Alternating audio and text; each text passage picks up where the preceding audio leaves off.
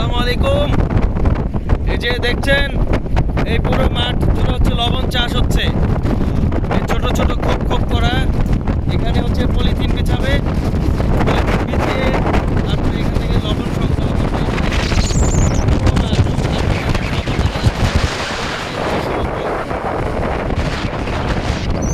ঠিক আছে? এই যে এটা হচ্ছে লবণের, আর এটা হচ্ছে